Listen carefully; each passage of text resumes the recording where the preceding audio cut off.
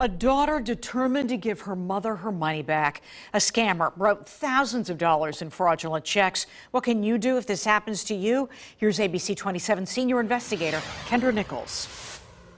In December, Paige noticed something strange when she was checking her mother's online bank account. I saw that there were 4 checks that were cashed on her behalf. It was 1 check for $6,500 and then 3 checks for $500 each. A total of $8,000 gone. It wasn't her normal checks and it wasn't her signature, so I immediately contacted the bank.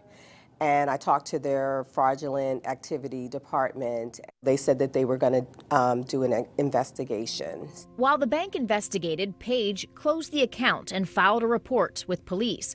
But she was shocked when she checked back with the bank. The claim was rejected because it went past the time that you can report fraudulent activity. So the bank actually gives you 30 days in order to report this activity. She says she explained to the supervisor that her mom is elderly and does not look at her bank account online. And she asked, "Is there something else that can be done?" And they said, "No, there's no exceptions. That's the rule." Paige wasn't going to take no for an answer. And I contacted the Consumer Financial Protection Bureau, and I filed a complaint against the bank. The Consumer Financial Protection Bureau is a U.S. government agency that makes sure banks, lenders, and other financial companies treat you fairly. Immediately, I started getting all these phone calls from the bank.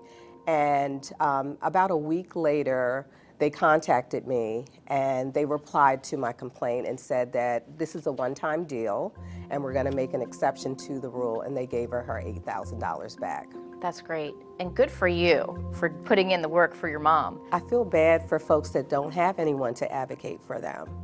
You know, and especially the elderly. It's like these scammers, this is their full-time job nowadays. Here's what you can do. Be sure to check your accounts online frequently and check with your bank to see what its timeline is for reporting fraud.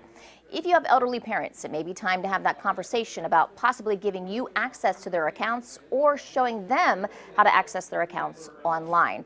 Also, many banks allow you to set up fraud alerts. With the ABC 27 investigators, I'm Kendra Nichols.